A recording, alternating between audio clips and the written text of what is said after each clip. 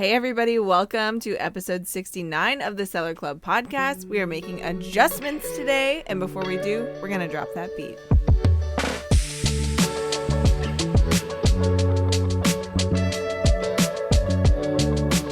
Hey guys. Hey. Hello.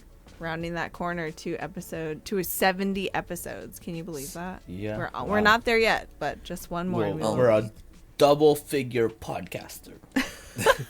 Close to 3 figures now. Oh my gosh. What are we hilarious. adjusting? We're adjusting so many things. That's part of our Merch Madness challenge this week. And actually, there are so many adjustments that we can make in our businesses, and we're going to talk about a lot of them. Yeah. But how are you guys doing? Does your business need adjusting? How's it going this week? I need my back adjusted. Can we get a chiropractor? Yeah, we're 3 workouts in for the week, and I'm actually surprised. Well, Because? Surprised that I'm not as sore as I thought I was gonna be, because I was ready to I already have my post workout regimen just in case I start really hurting. So I was like, ice pack, and already in the freezer. Yeah, and I ready haven't. to go. Yeah, I haven't even I was Tylenol, take a nap, you'll be fine. I didn't take any pain relievers, so I think the plan on easing in is working. I'm not pushing myself to the limit. I told myself for the first week I'm not touching the heavy weightlifting racks, your dumbbells, because I don't want to hurt myself. Because the last time I hurt myself, it took forever to recover. So that's Can't have that for the business. Yeah, definitely exactly. That's all I'm thinking. It's like I need to be lifting shoes and clothes and packages. So. Ken, why haven't you designed an entire workout system just around functional exercise with lifting boxes of shoes? That would be really so funny. smart. Glenn can take care of how to eliminate the competition with his boxing moves, and the rude customers, I'll do the how to ship fast. Okay. You could do That's boxing good. and unboxing as well. I mean, they're two very different things that aren't even opposites, but I'm just saying, in a niche kind of topic like that, you actually could do both. Maybe that's how we'll retire. We'll just put up a gym. It's called the Reselling Box. It's like you do Reselling importing, box you do gym. exporting. That's all you got to tell people. That's it. Right. Importing and exporting. That's what you do. Wait, talking about import and exports. Don't be talking about that now, because we don't even know how much tariffs we're going to be paying. Oh my Here we God. go. This guy had to go there. I hope all of our audience just groaned with us. That's why we need the sound effects. Here we go. Here we I go. know. Toilet water. It is an interesting conversation how that will help hurt or otherwise affect us. I feel like but that's not today's conversation. That's not today. That's why we're adjusting. We're adjusting our focus. To start with. Outside of that, how about you, Glenn? How was your week? Good. I think business wise, Whatnot has been consistent. eBay's doing good. Same thing. I guess before we jumped on this episode, I was talking about what I was doing as far as my employee. He's taking photos, so the challenge for me is just to make sure that he always has items to take photos of, and setting up the bins for him before. So for everybody that's listening right now, I have bins of 30 jerseys each bin. I should be up to bin 30 very, very soon. We said 900 jerseys total, but Right. They're selling daily, so I don't know how many is actually active. I'd have to go through my listings and see. That would be interesting to see how uphill you'd climb. have to replenish. Replenish. Yeah. Exactly. But in the mornings, I try to set up everything for him so that he's not waiting around for me too. If I'm recording this podcast or I'm getting ready for Whatnot, I don't want him to be like, hey, I need my next bin. Or so the morning I have the full list of what he's gonna do, and then the sizes. Yeah. Are they pre-owned? Are they new? Are they new with tags? New without tags? And then I have my cost of goods on there too, which I mean he can see, but doesn't necessarily need that. But do you put it somewhere? The cost of good in a custom SKU, or where would that be? Yeah, definitely custom SKU with the bin. Okay, and a lot of these are one-off, so I don't really have any, like high quantities of of certain ones. So, but yeah, definitely custom SKU there. That is interesting. Maybe that would be something that we can discuss more on how we utilize the custom SKU field on the eBay listing, because I think I didn't use it until probably the last 2 years. Yeah. I think for a while we never really used it. Yeah, I think either one of us really used it for a while. I didn't either until I started doing more retail arb and also having someone audit my listings. I started having them use it to say if it had been audited or not. But then for my own purposes, now I just use it to differentiate, is this kind of a traditional item for my store, or is this part of my retail arbitrage branch of the store? Okay. That's all right. Anna, business, what's going on? I mean, business is businessing.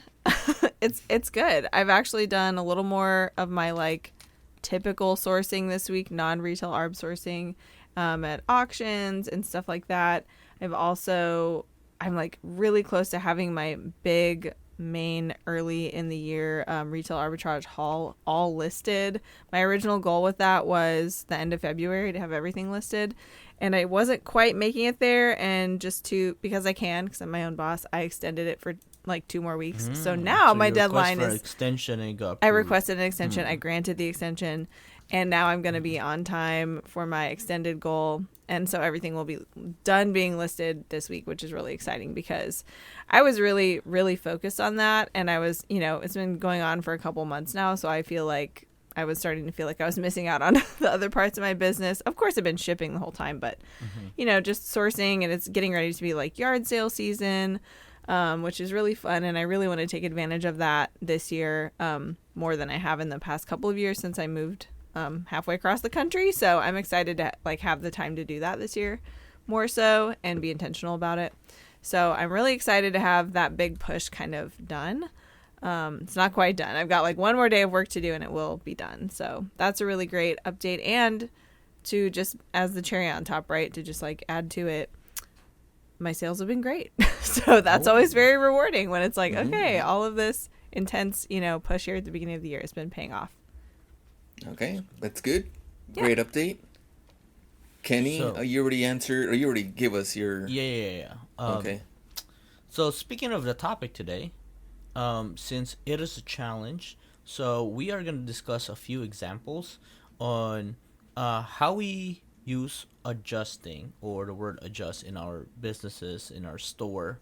Just to name a few, how we adjust pricing, how we adjust promotions, how we use marketing, ads.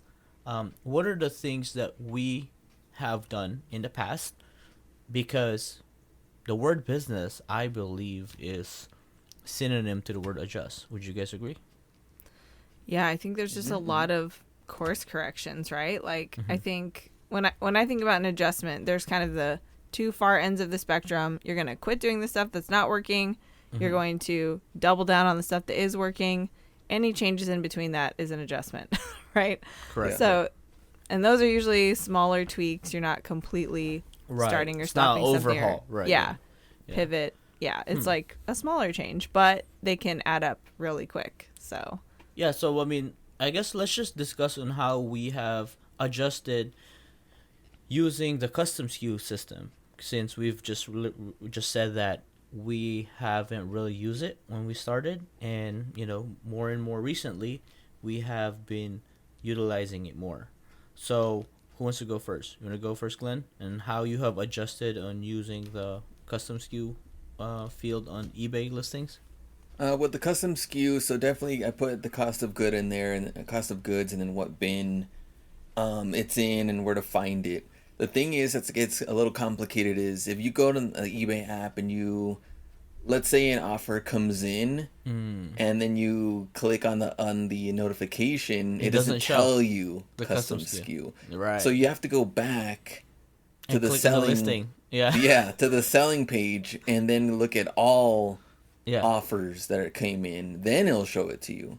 Oh, okay. That's interesting. Oh, okay. So when you correct me. So when somebody gets sent you an offer, so you go to the app, right? You're using app. Yeah. Okay. And then you go through like where your 90-day is, right? And it says buy now, ship now, and then review offers. That's where you Yeah. go. Mm-hmm. So when you click there, the custom SKU will show. Yeah, it'll show you, like, let's say you have 3 offers came in, it'll show you all of them on that one, page. Yeah. You can like scroll down, But the it custom won't SKU show will- it to you individually. Oh, if On you're the clicking update. right, so when you see a notification, if you click on it, you don't see the custom SKU. Nope. That is That's- good feedback, Anna. Yeah, it's a Why are you little telling complicated. No, because you're really good at you're the feedback guru of Yeah. remembering things. I Remembering I things. catch things during a conversation like this, but I forget But you when. don't retain them. Yeah, it's a great idea. So what would you call this problem? I'm writing it down on paper. Individual offers, right? Like individual offers On mobile, right? On mobile, Yeah. When you see a notification, you should see the custom SKU Yeah. because like you said, Glenn, when you put location and cost, a lot of times when it's an older inventory, especially for people that sell multiple platforms, that could be really good to double check the item first before accepting that inventory or that offer. JC does this a lot when there's one left and we actually don't 100% know where it's at. We will locate it first and pull it Yeah. out and say, especially because now the offers are, I would say 90% gets paid or automatically gets processed. Yeah. So that is good. That is good, the feedback.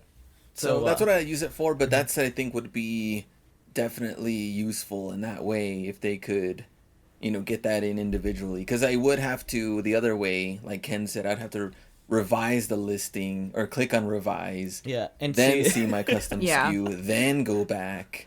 It's too And- much. Yeah, it's, I want to make that decision on the fly and just be like, hey, Yeah, Right. great offer. I know where it is.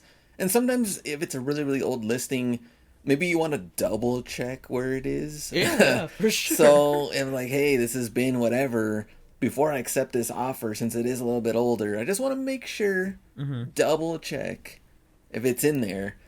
But I can't even see what custom SKU it is.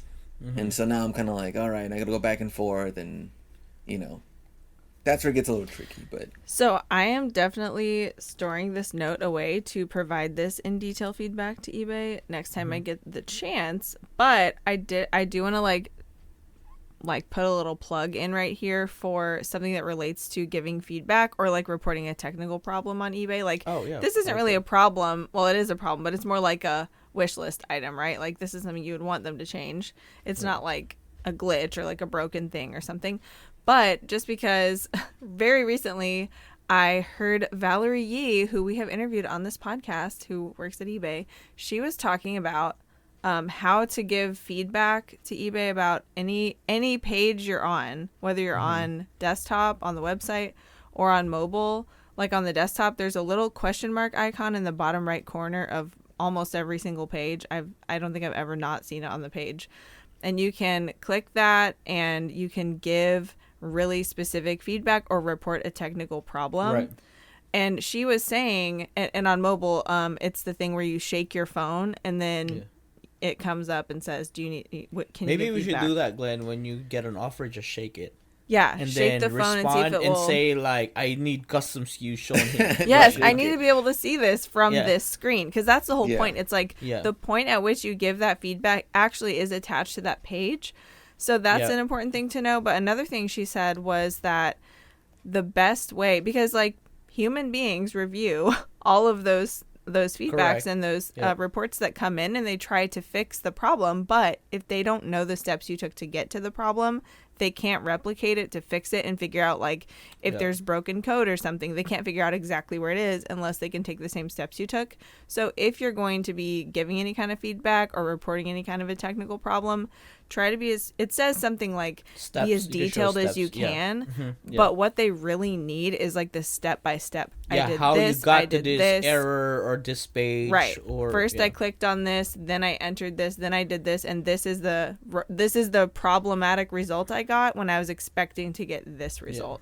Like Yeah. be that specific. So I just And- wanted to throw that out there because I know a lot of us who use the platform all the time in both ways, you know, desktop and mobile. We love it. We want to help them improve. We want to immediately report when there's a problem. We Right. don't exactly know who to tell. Like that Yeah. is the best way to do it. And that's Yeah, how to don't- do don't- it. Don't so call that it's customer effective. service, she said. Yes, that Um, it will not make it to them if you call yeah. customer service about So that. yeah, so the feedback goes directly to the person that's in charge, the product manager in charge of that page. Right. And I literally just had to do it the other day, Anna. And there's actually an option when you're in desktop to send a screenshot. Oh, So- awesome. Well, that's even better. So you literally click and it screenshots the page where you're at because I was reporting an error on the bulk listing. So I clicked the question mark report and just click. I said it was a system error. I used to not get it, but every now and then it pops up because Mm-hmm. I believe it screenshots the URL too or something like that. That way they could see the path. Yeah. So that is really helpful to know just how if you're going to go to the trouble to give that feedback, right? And they Yes, make it as easy as possible, I think, but like if you're going to go out of your way to explain it, make sure you tell the step by step because that's what's going to make your feedback like usable and effective, right? So just throwing shout that out in to there. eBay for Sellers, which is a sponsor for this podcast. Make sure you follow them on Instagram. That was a plug right there. So, A plug and a plug. It's yeah. plugception. So let me give my take. I use the same way how Glenn is using it, but also one of the other things that Glenn didn't mention is when we have deep quantity of items. Let's just say I have 10 of this Nike hat. I usually almost 100% don't list 10 quantity Yeah. because we don't want to show the customer that, oh, I have 10 of these. You can take your time and decide, right? Like one of the biggest things for sales is you want to create urgency, right? If you want to have a sale, if you want to get the sale, you want to create urgency. So if one customer is looking at a listing that has 10, more likely they're just going to watch it, right? A lot of times this happens. The most quantity items you have listed usually has the most watchers. You know why? Because they're just like, oh, I'll just buy it later. Right. I'll They're just just buy waiting it. Just gonna bookmark this for later. Kind Yes, exactly. And Mhm. then sometimes you keep sending offers, they get annoyed, they unclick it. It's like, no, you know, like, because I'm that way. I'm that way too, right? So what we usually do is we use the custom SKU area to put what we have in backstock. So our rule is anything over 3 gets put in backstock. So what we put is on our listing quantity, we just put 3, and let's just say we have 10 of the Nike hat, we put 7 on the backstock. So we just put .7. So we have the location. I don't put the cost there. I have the bin number, and then I have .7. The last number usually is where we have allocated for a backstock. So that's one of what we do. The other thing is because sometimes we sell on GOAT and StockX and Poshmark, we use the letters S for StockX, G for GOAT, P for Poshmark. So those are the 3 letters. If that shows on the custom SKU on the back end, if that thing sells out, I need to remove it from those 3 other platforms. So those are the custom SKUs that we use. That is which one is, way I would use it if I was If on you were other multiple- platforms. yeah. Yeah. And briefly when I was, I did, and that was helpful. Yeah, and then for example, like when you receive an offer, it'd be nice to see it that it's on this other platform, because when you accept it and the sale goes through, you can remove it on those 2 other platforms. So that is a really cool way of utilizing small adjustments to adding onto your inventory system, because it is already a field that eBay provides. So we're just using it, and I believe there's a lot of characters you can put in there.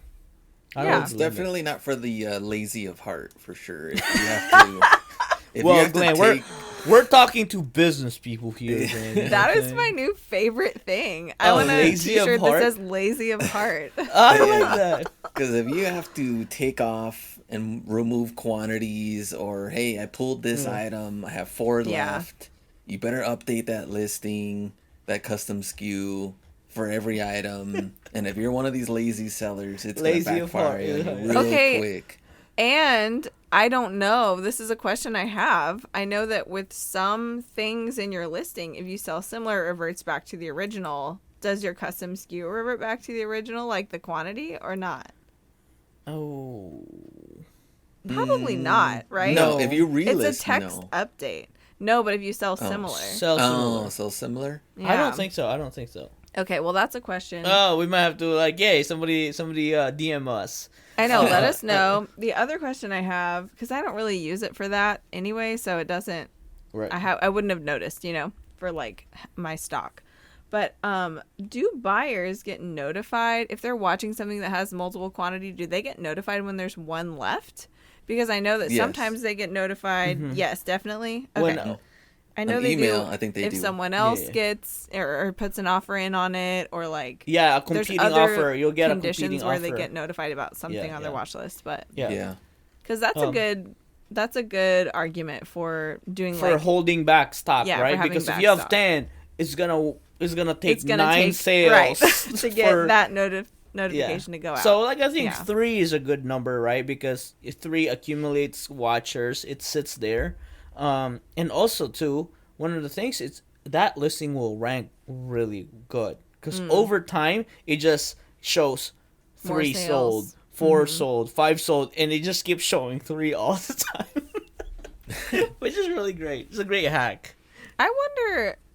I mean, every once in a while, I will get a message about a totally one-off item. Usually, it's something small, like an applique, Yeah. vintage applique, or like a matchbook or something like that, where someone will be like, do you have 30 of these? How much if I were to buy 30? And I'm like, there's literally only one. Like, there's only ever been one. I don't have like a giant room full of these in the background secretly. But I guess, I don't know, maybe that's like a normal practice for people to just have Right. backstock. If they're and they like just a expect you to have bulk backstock. buyer. Yeah.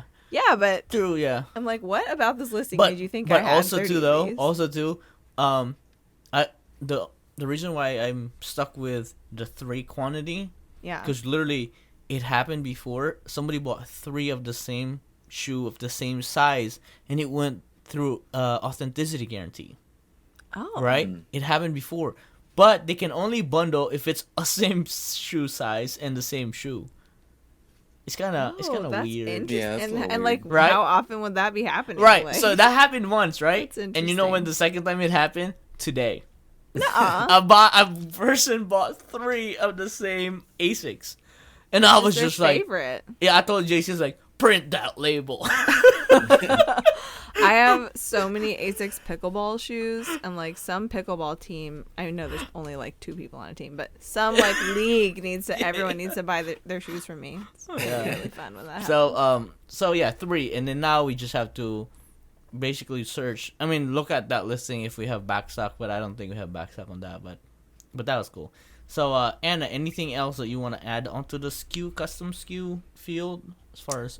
I would just say it definitely. I have my own spreadsheet for all my inventory, but it really does help me to kind of like double check things. And the best thing for me right now is that it quickly helps me kind of see at a glance what items should have no returns on, because I have no returns on everything that's new with tags. And kind of like I said, whether it's part of the sort of arbitrage side of the store or the thrifting side of the store.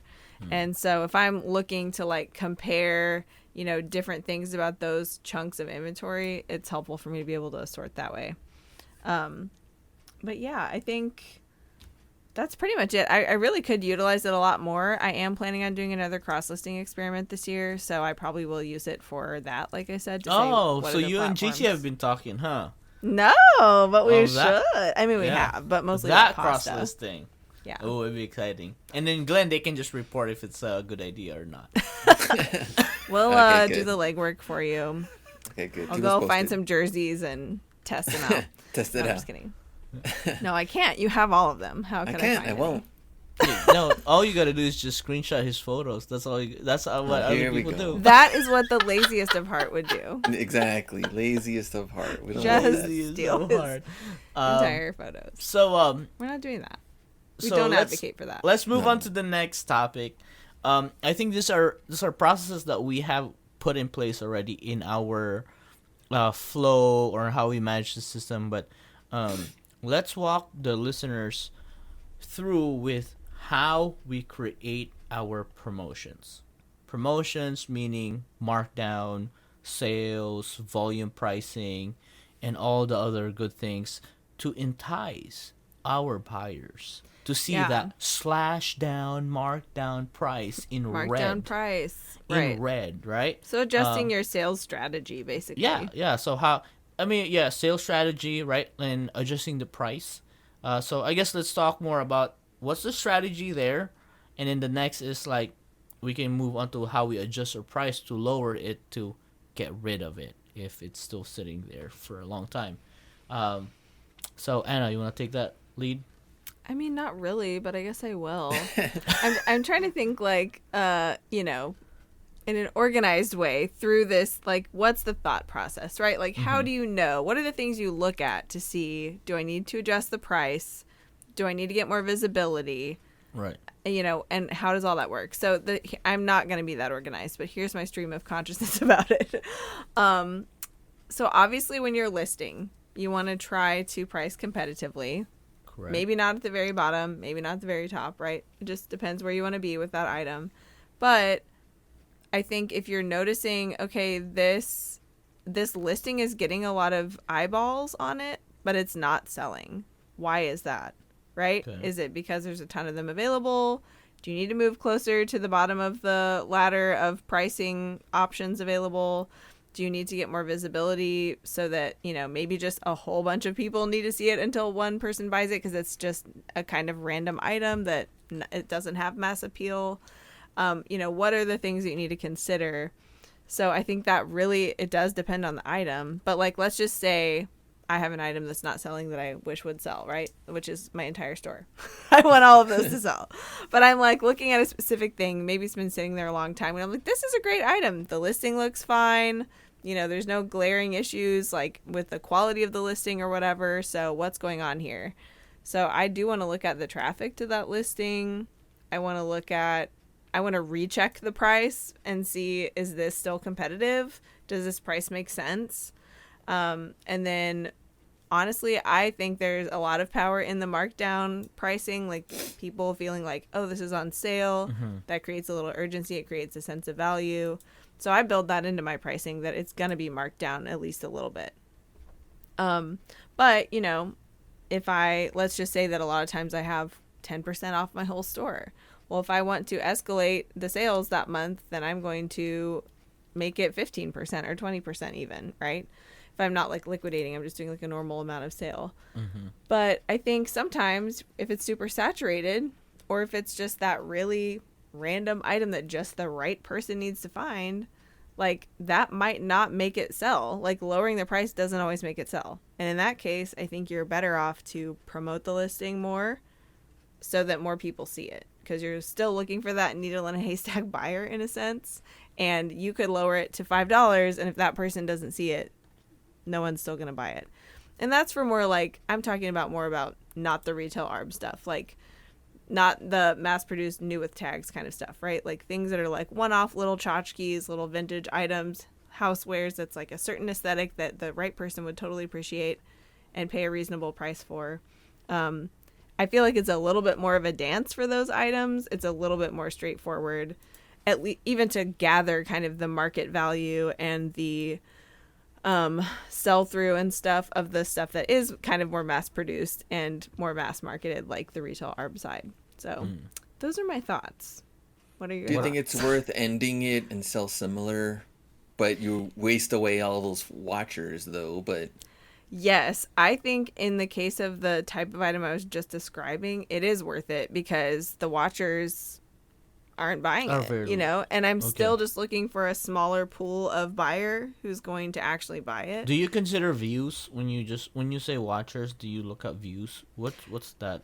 I look at views, but usually for me, it seems like usually if there's a lot of views, if there's more views, there's more watchers, right? So it's Mm-hmm. like, but a lot of times with those items, I mean, having 10 watchers is a lot, Yeah, yeah, you know, that's a for lot. Yeah, something 10 like that. watchers is a lot. I mean, So, even in other things, 10 yeah, watchers is a lot, unless it's a very hot item. yeah.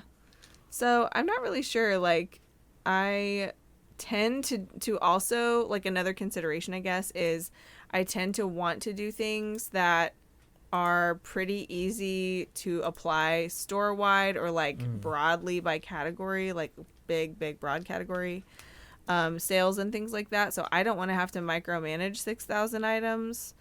It's very rare that I'm going to go and like double check a price on something unless, you know, maybe it's a higher dollar item and I'm like, wow, I really thought this was going to sell sooner based on the research at the time of listing and everything. Like, I'm so surprised this hasn't sold yet. And it's like sticks out in my mind enough to get my attention, then I will go and relook at that if it's a valuable item. If it's not, I don't know that it's really worth my time to go through and do all of that research or whatever because it's still listed. Eventually that person will find it. So you know, that's why I need like blanket statement kind of measures to take, like putting my store on sale or putting this category on sale, because I'm not really going to get in those details very often, just every once in a while for the really special items, I would say. I remember I did take it as far as like, I forgot what item it was. I mean, it did work, but you're really going above and beyond. I had to like redo the photos just to Yeah, get something new on Yeah. that sells similar, besides the title, the price, Totally. things like that.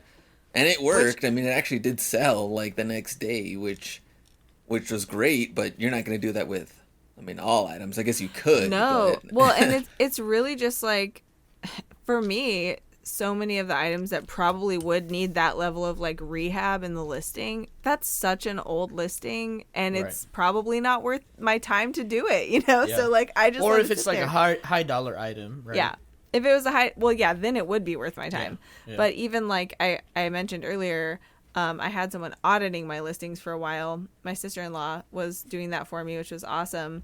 And she would flag that. And occasionally, right, I would have a listing where like somehow there's only 2 photos in this listing. And I know when I listed it, there were Yeah. 12, but along the way they fell off. I don't know what happened. It's a really old listing.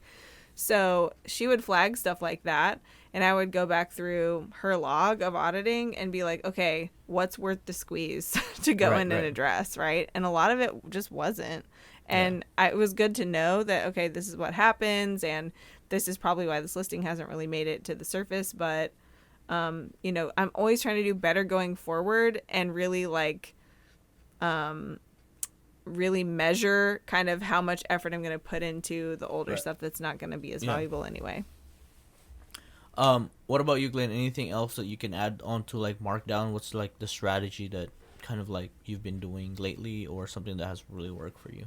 I mean, just very limited promotions. I don't try to do like month-long things. I want to make sure there is an urgency there too, to where like, hey, this thing ends in 24 hours, then 12 hours, then 5 hours, sale ends. I've done like the month-long ones before. They did okay, but I think I like the urgency better, I guess, with those type of. So how do you like? Are you on a weekly setup right now in sales? Or running a sale or Markdown? Usually it's kind of like a 3 to 4 day Oh type wow, of thing. that's So very urgent Yeah. for sure. yeah, so that's what I kind of do for that. Okay. I the crazy part is I actually do the opposite. I use the maximum, so I use 45 days. Dang. That's kind of what I do too, but I That's- change it from sale to sale. Like, it's not So always that's- the same amount. That is the maximum, but I actually have 6. I have 6 different tiers. So one is like 40%, one is 30%, and the other's 20%. And then there is $50 off and $20 off. I don't know if that's 6. I think I only did 5. I think that I have one that's 25. So that's kind of how I do it. But because of my pricing strategy, I usually start at retail. On like just the regular items, so running shorts, running shoes. I usually start at that price. But I do agree on Glenn's, I think, strategy. I think that is definitely a lot more creating an urgency for the buyers. I think I'm gonna have to switch to that one. I think like I'm just struggling to manage it because I still haven't finalized my pricing. Because you know how when let's say you have $100 item, and then you run a 50. Let's say you want to run a 30% off, and it's at $70 now. But sometimes I want to lower that to $59, so I edit that manually. So when the sale ends and I run the same exact sale, it goes back to 70. So I just need to correct the initial pricing first and then put it on a bucket. Then I could just copy it every time I want to wake the sale back up. So that is the big move. Because it's really hard to do that on a lot of listings. Got it. And at the same time, stay on top of the pricing, right? Yeah. Because certain, like, there's flood that happens. Like, obviously, you want to wait out the flood, or do you want to sell it now? But also, too, it's like, okay, it's been sitting for so long. Now, time to take a plunge and just sometimes join the low ballers. I'm here coming, baby. 1 cent cheaper. Let's go. Well, that's the funny thing too about, I feel like I do generally list, at least at the time of listing, kind of more in the middle of the pack of pricing. So I know if I take 10 or 15% off that price, I'll be closer to the bottom, but probably still not the very bottom, Right. Like, it's just like a little tiny adjustment, as we've been discussing. This is a good feedback. I wonder if there's like how like stock market does or StockX has, they usually have like trends on how much this is going for. Yeah. Okay. I wish we would have that on our listings. Oh, yeah. Right? Like at the time of listings, there were 20 listings, and then you were 10% higher than everybody else. Yeah. Because they have that data when they give you the price suggestion. Right. Right? They give you the median. But that's not even accurate. I actually think it would be great. Yes, A, if that got more accurate. But B, I think it'd be great if they showed your buyer that kind of information when you send them an offer. Like, hey, this is 10% below what these are going for right now. No, don't. Why? Because I'm listed higher than usual. Well, so they're going to be like, this is like, 10% more. Listen, hear me out, though. AI could pick some phrase. Only if it's lower. Well, no, they could have a variety of like data points to report to the buyer as like an enticement, but it wouldn't necessarily have to be that one. It could be something else like this seller has sold a ton of these recently. Yeah, this item is selling fast, or I don't know, whatever. True, right? It could be like, something that helps you, but also is true. I like that idea. And motivates AI the buyer. decides, right? Also, geographically, they can be like, hey, here's an item that you're watching. It gets you faster. That's right. Faster. Exactly. See what I mean? Like, there's all kinds of criteria. All right. Who's the head of AI on eBay? I'm sure. Well, we kind of. I think we just heard she from spoke. her. She actually spoke. Yeah, at the Spring Seller Check-in. Yeah. So which, by the way, the Spring Seller Check-in was awesome, and we're gonna link to it in the show notes this week. Just so if anybody hasn't seen it, you can go back and watch a lot of what was going on. I like that. Yeah. Oh, and right there, somebody was just barking. You're good, Glenn. It was Glenn. Yeah, it was me barking. It's part of the podcast. That was a sale. That was Glenn's cha-ching. Yeah, that was me. That was me in the background. or like that. Imagine if eBay allows you to put the cost of goods on the tab, right? And it calculates, right? It calculates everything. Right. And then if you made money, it goes cha-ching. And if you lost money, it goes wah, wah, wah. Yeah. It's like, that's a third womp Not today. again. Yeah, third womp. Oh. That would be cool. That would be sad. Cool, right? Like, or if you're like you could customize, right? Anything 50% ROI, cha-ching. Anything lower, it just says it's decent. Oh, It's that's decent. It's decent, respectable. It's decent. Bread guess- and butter. I That's guess what you could do everybody says. It's custom- my bread and butter. You could do custom notifications then Yeah. on eBay. Custom We should do notifications for your business. Yeah, we should do that. Why don't they let us do that? You can do bronze, silver, and gold. Oh, yeah. Yeah, anything Oh, over because 100. you know why? Because you know why they don't do it? Because everybody's just gonna use it to just make themselves feel good. Yeah, and Oh, troll, here post it we on go. IG. Yeah, now Oh, this is gonna man. be like you've listed 2 items today. Yay! No, No, can't. no. All right, what about time? Are we doing sourcing or should we do time management? What should we talk about? I don't want to talk about time management. Yeah. How much time do we have left in this episode? Maybe that's the time management. we're already 40 minutes in. Are we so- deep in? Okay. Yeah. Well. Yeah, we're already. We're deep in, so I don't know what. We're you wanna actually take pretty this good on next. time management during podcasts. So Yeah, Are we? I think Yeah. it's a happy accident a lot of my the time. Sometimes. my time. Okay, let's just talk about time management because Glenn has a really After all. good. Glenn has a really good perspective about this, right? Lay it on us, Glenn. I'll go first. That Okay, way go ahead, it go ahead. goes. That's why it goes like, bad, and then Anna goes good, Medium. and then Glenn's best. You know, Go ahead.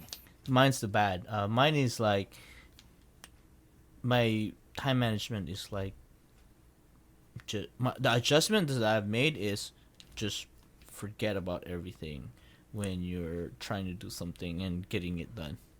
That's my time management. That's Don't the try to fastest slice it way. too thin. Just That's focus. the fastest way I can get things done, and that's the adjustments that I've done because it's worked for me. So, and the crazy part is now JC understands it, and she's like, "Oh, I just didn't bother you because I know it was gonna be that kind of day." I'm like, "Oh, perfect." Perfect. So we both adjusted. Oh, thanks. So that was my time management advice. Wait, is this So- marriage advice or is this business advice? everything time, like when I'm cooking I don't want to be bothered, like I don't even care whoever calls. If there's an offer, usually after I'm done cooking there's like 10 offers. I'm like, yeah, So they can wait. they can wait Oh, 100%. okay. Yeah, I told JC one Let time, him I was build like, up anyway. huh, yeah, I like looking at offers. And side note, the adjustments that I've made, I actually don't feel bad about lowball offers now. I just send them memes and emojis. Oh man. Yeah, screenshot memes because we can't send gifs. Right. Yet. Yeah, I like you know how the Simpson meme like just goes Like back Homer to the going back grass, into the- right? Yeah. Yeah. Yeah, when somebody Into like the wall. you know when they don't offer you, they go to your message and say like 35 on the I hate that so much. on an $80 thing, and I just send Homer Simpson's like I'm hiding, like not I my say listing. feel free to make an offer and then decline it. No, I just send them emoji. Like I just give them like the face palm emoji and everything like that. So that's my adjustment that I've made, and it's actually helped my kind of like feeling bad about that. So and it's a good time management because then I don't have to sulk and feel bad. I actually laugh at the same time. I So think there was that like a my time study that was like the immediate. I guess when you answer offers immediately, you're more than likely to get the sale than waiting. Oh. I forgot what the time was. I don't know. It was like 10 minutes plus or 15 minutes Oh plus, yeah, but because they probably have moved on already, huh? yeah, like they're you want to get them while they're excited about the item. And I like so that. they That get makes less sense. excited as the day goes on, and you're like, "What happened here? There's no offer. There's no response. Like, Yeah. what's kind of going on?" Yeah. So if you feed them immediately with like a counter have to. offer, I like then that. the I more like than that likely idea. they're gonna be pumped. Yeah, to because it could be get somebody like it could be somebody sitting at their desk or not allowed to go out, and they're just scrolling their phone, and then if you don't feed their shopping addiction while they're working or not Yeah. working, Exactly. they actually probably go to the computer and they start doing something, and then you're the one that's getting ignored. Yeah, yeah. So management. There you go, Anna. That was my piece. Great. Well, I'll try to not say anything too mind-blowing since Glenn's is the best, and we've already established that. No, I believe it is the best. I think, like, time management-wise, I have actually made an adjustment this year. I mean, I have been focusing really hard on getting all this stuff listed, but also a lot of, like, life stuff has been going on, and not to just always talk about the weather, but the weather's getting so nice, and I just want to, like, be outside and plant my garden and, like, do all this stuff. So you got summer for that. I'm just joking. I know, but it's like, oh man, it's the greatest little fresh breath of it's spring not right now. It's awesome. Like, it's not humid. Yes. So anyway, all that to say, I have been, like, blocking my time every day. Like, I roughly block out, you know, which part of the day I'm doing which type of task. But I've been trying to actually take a break in the middle of the day. It's an active break, but it's a time for me to, like, go and do some of that stuff. It's a different task. Yeah, and I don't like switching tasks. Like, in my heart, I just want to, like, binge every activity that I do. It's just, like, satisfying. Yeah. But I need to stop and make myself eat lunch because I will, like, blow through that and forget, because that's, like, how my brain works. Even though I love food, I love eating. I'll just, like, wake up at 3 p.m. and be like, wow, not literally, but I'll come out of my, like, focused stupor at 3 p.m. and be like, oops, I forgot to eat lunch and I'm starving. So I try to, like, take care of my body. It's, like, a good break to take care of my body, take care of any little tasks I need to do to, like, keep things moving in my life, but also, like, go outside, do something that's, like, really enjoyable and rewarding. Glenn's looking at us. I'm like, yeah, it's bright outside. It's been bright outside for the for all in El Paso. It has. Yeah, and for all the people that are past Arizona, they've been seeing the sun. It's not, like, gray here anymore, so it's pretty amazing. But I'm just trying to take that little break because it is actually a really good reset so that I can actually focus and be more effective on the other side and of your that energy builds up again, you know, like right. Yeah, I like that. So I like that. There's a little trade-off of, like, switching tasks, but there's a big payoff too. So that's been working really well for me when I'm disciplined enough to do it. And by disciplined, I mean remember to set an alarm because pretty much I still rely on alarms to keep me on track all day. I like that. JC uses alarms a lot. It's really helpful. It goes off throughout the day. Yeah. Like when a customer says, like, hey, can you change the address? It goes off every morning. Change the address. Change the address. Change the address. That's good. That's good. I like that. Keep yourself accountable. Okay, Glenn. Please Glenn. lay the actual wisdom on us. You know, just Shohei Ohtani this. I'm just giving you a slow pitch and just knock it out of the park. Knock it out of the park. Here's a funny thing about time management and how it's changing depending on your own situation. Yeah. Because as you're changing, you're evolving, your situations are changing. You go from, let's say, dating into marriage into having kids, and each of the 3 situations are totally different. Thus, time management into your business is also going to be pretty different. You have to spend the time that you feel like is most important to you. Some people care about working out, some people don't. Some people care about listing, others don't. And you have to do what's more important to you. The lazy of heart, exactly. I'm gonna call back to it again. Sorry.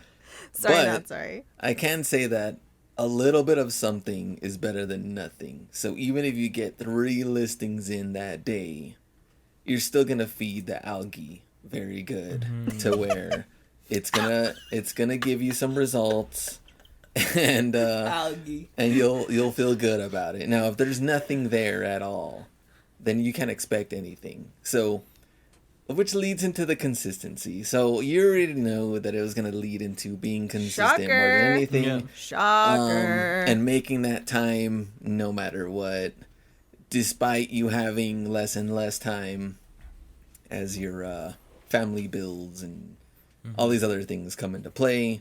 Every single second you're taking full opportunity to get that done. So time management definitely is important, but I just don't think like the whole balance really exists though. So you're trying to get consistency in any little opportunity you can on all phases that are important to you. because consistency is not doing 5 things every day for 5 years. It's just doing things every day. It could be 5 today, it could be 8 tomorrow, it could be 2 today. Yeah. It could be 10. I like that. I like that advice. But kind of turns into like a lifestyle, though. Not necessarily like you're, I don't know, like on a diet and you can't eat certain things and it's not even sustainable. You want to do Don't something make it sustainable. a fad, right? Like Right. you have to build it into what feels and fit for you. And I think that's pretty cool about, it's crazy how we like to customize everything, right? We decorate our house, we put a different set of home screen, our computers have icons here and there. And then sometimes a lot of this advice from gurus is like, you gotta wake up 5 every day, you gotta work out at 6 a.m. I'm like, I don't like that. Yeah. I think everybody has a personal perfect balance of structure and flexibility. Yeah. And so I think you have to learn that about yourself. Yeah. And it changes too. Yeah. Like you're saying, Yeah. Glenn, like it's not even a static Yeah, requirement, right? Like throughout the it changes. season, even in the year, it changes. Yeah, Right? My winter mode is different from my summer mode. Definitely. So you have to know what works for you, but also if the things like that you're being flexible with all really do align with kind of like your values and your goals, and your goals are also aligned with your values, then you kind of can't go wrong, right? Yeah. Like you create some level of consistency with those things, but like you said, Ken, it's not like exactly the same increment every single day into the horizon, right? Happily ever after. Right. It can vary a lot, but I think that those are like two kind of guardrails for you to think about, like what is the balance of structure and flexibility I need to like function well, and what are the values that are driving the things that are even on the list at all, or the goals that I'm setting, or the things that I need to do that I'm committing to, or whatever. So it is a lot. Time. Yeah. The thing about time management is that your time is your life. So it's a really big consideration. Like it's not just one more thing to like manage like a spreadsheet, right? This is literally your experience of your life. So it's important. Yeah, it's big, and also too is like, I think a lot of people like just wants to do everything at once. Yeah. I've come to a realization that it's actually more fun if you spread it out throughout life. Imagine doing everything Up and front. then up front, And then right? And you're just reliving the glory days for 80 years? Like, that's you're gonna be one of those reliving Yeah. the glory days people. Like, I remember when I was like, I hate talking to those people. By the way, if you're one of those people that keeps talking about when you were in college, in high school, when you had this business before you sold it, I don't find value. Well, Ken, maybe that is the kind of person who wrote us our first hate mail. Maybe they don't like you back. How's that for a segue? Oh man. Segue to our first hate mail. Guys, we're so proud. We're I so got proud of so our hate excited. mail. I was so proud about it. I was so happy, and I was like, finally. I literally said that. Finally, somebody like Speaking their mind. yeah, I like that. And then, like, because we encourage everybody to DM us, right? And, answer our questions, give us feedback. And a hater finally DM. I'm like, man, like, we gotta be that convincing that after 68 episode, a hater finally got convinced to write us a mail that, what was the... I'm not it was butcher really the thing. funny. I laughed out loud because they actually They responded to our challenge. Yes, they actually took our challenge, which was the funniest thing of all, to tell us that it was upgrading, right? Merch Madness, our week two was all about upgrading. So they said that they were going to upgrade their podcast listening experience because they found absolutely no value in our show. And I was like, that's so funny. Thank you for participating in our challenge. Yeah, so And that was upgrading. cool. They literally Yeah, did more than most of the listeners who like the show. So that was just so funny I like to me. that. Right. Good job. Yeah, good. Yeah, A plus. I liked it. If you're not, if nobody's hating on what you're doing, you're Then you're not doing enough. You're not doing anything. Yeah. Yeah. Right. That means we're, as Seth Godin would say, do something remarkable, something that's worth making a remark about. I was gonna say, but then there will be remarks. Just brace Yeah, yourself for the that's all I remarks. care. That's all I care. Which Give me the also, I do want to point this out as a point of clarification. This person also remarked that they couldn't believe that we replaced Brian and Griff, and I just wanted to clarify this point that we in no way whatsoever replaced Brian and Griff. Exactly. On the eBay for Business podcast. We are an independent podcast. We are sponsored by eBay, but eBay did not replace them with us. So that is not a thing, in case anyone else was confused. Speaking of replacement, are you still using basic accounting and spreadsheets? Well, look no further. Get on with Seller Ledger. Seller Ledger will integrate all your fees from your eBay and Poshmark and Walmart and some other platforms And a bunch as well, of other platforms. with your credit card and your bank accounts. That way, your tax season will be way less archaic than what it was. So upgrade that in your business. You shout out to Seller Ledger. Make sure you follow them. How was that for a segue? I like think that, we I like need that. some commercial music to just play whenever you decide to talk about the sponsors. Oh, we should do that. Play in the background. I'm That'd gonna be try super that. Funny. That segue. That's And right. you know who do you guys know Linus Tech Tips? No. Mm-mm. You've probably seen him if you Probably. guys look at it. He reviews computers. He's a computer guy. Well, that's why I Okay. haven't seen him. He's the he's the biggest. He's like MKBHD for Canada. He's based out of Canada. Got it. But he's pretty big too. But his segues are pretty smooth. So I'm learning from him. Okay. I like that. That's we pretty can always funny. improve. Always, right? Even yeah, we'll even take any nugget Remark. of useful The remark that you remark, have if you're a hater. Like, we'll take it. We'll turn it over until we find something we can use to get better. So thank you Yeah. for those remarks. Thank you for all Yeah. of the remarks. And Please yeah, do make sure communicate you- with us. Make sure you adjust something. You know, maybe your attitude. So we'll leave you guys with Maybe that your one. tone. Maybe your approach. But yeah, I guess the last thing we could give an advice on is if things aren't going your way, adjust your attitude, because there are other things that you could be grateful about and that you could do something about. Make sure you join our challenge because we are sending out some cool merch. I had 5 boxes that eBay sent us, and there's some really cool swags that we're going to be shipping. Surprise to everybody that are going to be participating in this challenge. So we will see you in the next episode. Peace. See ya. Bye.